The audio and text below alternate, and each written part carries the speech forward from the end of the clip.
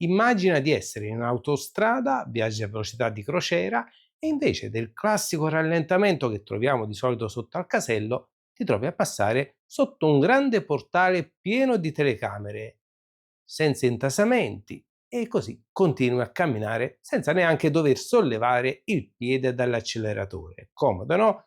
Fluido, futuristico, bello, ma la vita ci insegna che non è tutto oro quello che luccica. Questo sistema si chiama Free Flow, un sistema di riscossione autostradale utilizzato già in alcuni paesi europei, senza barriere, che promette di cancellare per sempre le code chilometriche dei caselli. Ma attenzione, dietro questa apparente comodità si nasconde un pericolo che sta cogliendo alla sprovvista migliaia di automobilisti, con multe salatissime e persino la decurtazione dei punti della patente. Ecco perché ho deciso di realizzare questo video che spiega un po' il funzionamento, dove è attivo in Italia e soprattutto come evitare di sbagliare, soprattutto per chi non conosce ancora il sistema.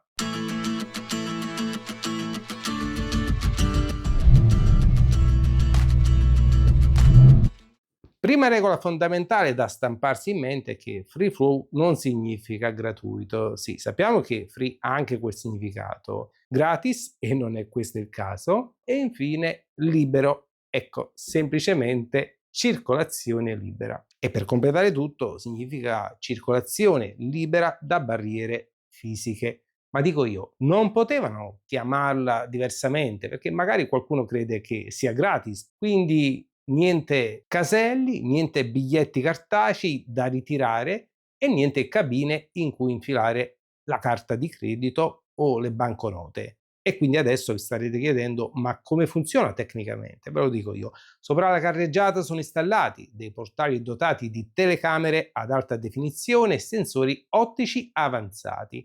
Quando passi sotto questa struttura, il sistema scansiona automaticamente la targa della tua auto, ne individua la classe e calcola esattamente i chilometri percorsi. Se a bordo però hai già un dispositivo di telepedaggio tradizionale come il Telepass o un Apple Move, non devi fare assolutamente nulla. Il casello virtuale comunica con il dispositivo e l'addebito avviene in modo del tutto automatico, esattamente come sulle autostrade tradizionali. Ma il vero problema nasce per tutti gli altri che non hanno un apparato elettronico installato in auto, ed è qui che scatta il pericolo in cui cascano ogni giorno tantissimi automobilisti, spesso turisti o pendolari occasionali. Ragazzi, mi fermo giusto un secondo per ricordarvi che se ancora non siete iscritti, mi raccomando, fatelo per non perdere altri video come questo, perché in questo modo sarete informati anche delle novità che riguardano le nostre strade, e se vi va lasciate anche un bel like.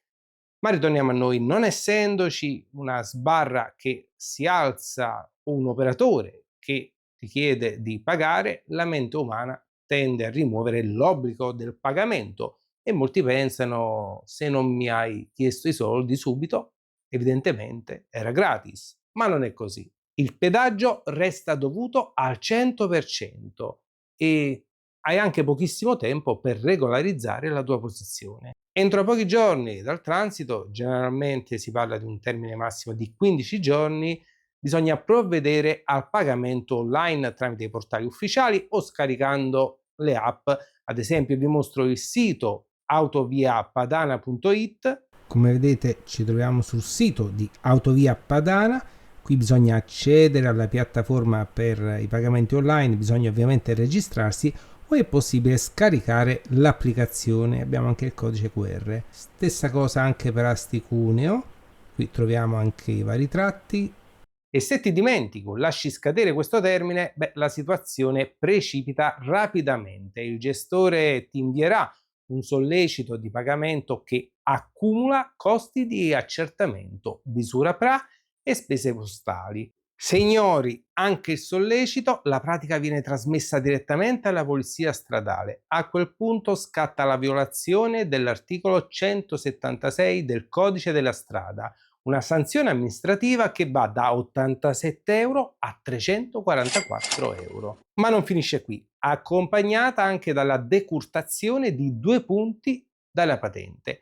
Il tutto ovviamente senza contare che il debito iniziale del pedaggio non viene comunque cancellato. Ma dove si trova questo sistema? Dove è già attivo? Allora, il sistema Free Flow in Italia attualmente lo troviamo principalmente su infrastrutture strategiche del nord Italia, pedemontana lombarda, in particolare sulle tratte A36, A60 e A59. Poi sull'autostrada A33 Asti-Cuneo, dove il sistema è stato esteso per fluidificare il traffico locale, e tratte specifiche gestite da operatori come Autovia Padana, come ad esempio la 21. E adesso magari chi non fa quella strada si dirà vabbè, io sto a posto, non è così, perché in futuro la direzione è tracciata dall'Unione Europea e le nuove politiche di mobilità che spingono fortemente verso l'abbattimento dei caselli tradizionali per ridurre l'inquinamento acustico, le emissioni causate dalle code